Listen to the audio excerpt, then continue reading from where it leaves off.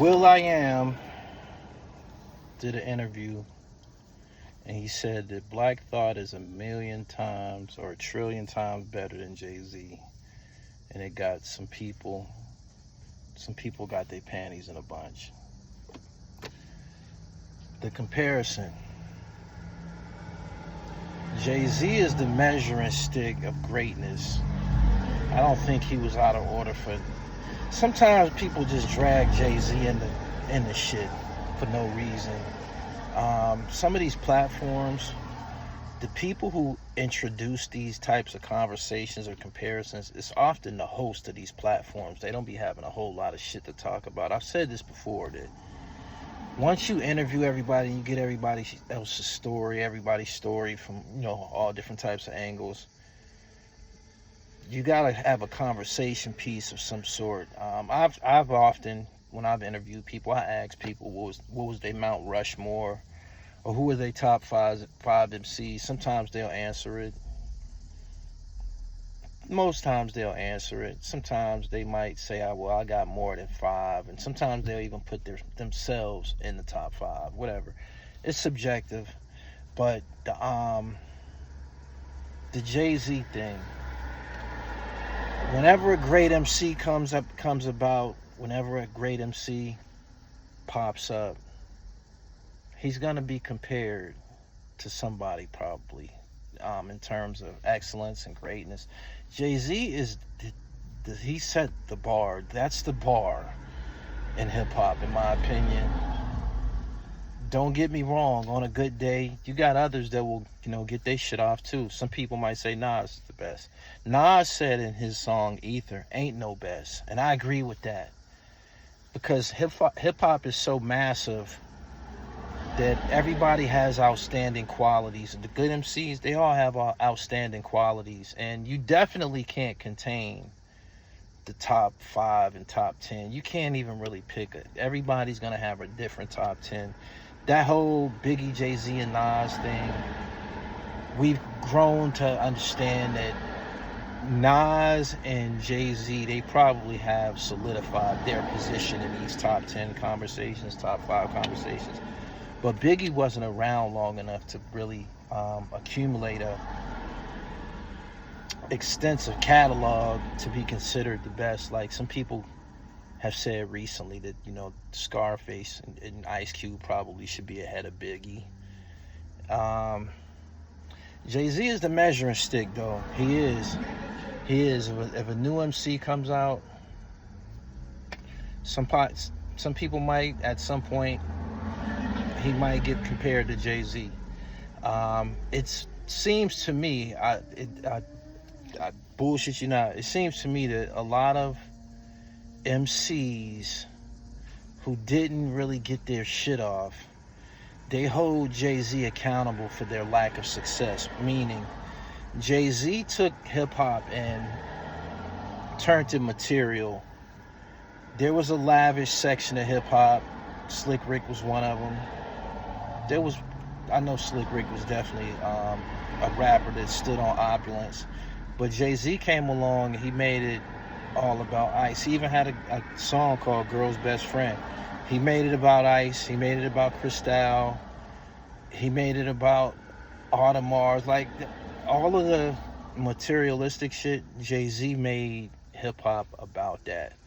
And people who didn't have that type of content contained within their music, they feel some type of way about him. They do.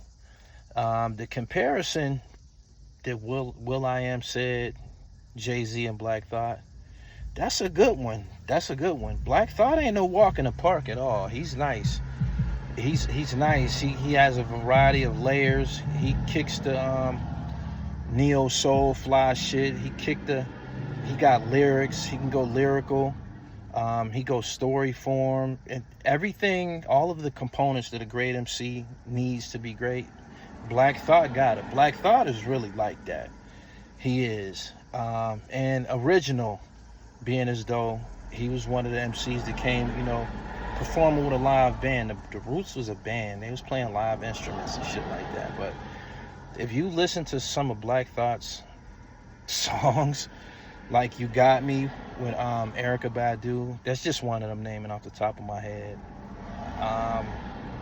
He got some shit. He rap his ass off. We've seen him on different platforms, going off the top of his head or freestyling and shit like that. That's, if that's what you want to call it. He's nice. He's nice. So you got some people who they not really with the materialistic rap. So they will choose Black Thought. Black Thought could be Jay-Z to a crowd of people. You know what I'm saying? To a certain body of people who dress like Black Thought, who don't wear jewelry. Black Thought could be that guy. So I don't know what prompted will.i.am to say what he said, but if you look at him, the way he dressed and shit like that, he looks like somebody that would be a Black Thought fan, or a Common fan, a fan of Common and shit like that, or maybe Andre 3000. Whatever the case, hip hop is subjective, and everybody gonna have their favorites. Me personally, I've tried to put a top 5 together, a top 10 together. I couldn't do it. I like so many people. I'll get to putting a top 10 together and I'll be like, damn, I forgot such and such. Such and such should belong in there. Such and such should belong in there. So I've came to the understanding that hip hop is too massive for somebody to do a top 10 or a top 5 and shit like that. It's just too many great MCs. This past year, I believe last year, was the 50th year of hip hop. 50 years.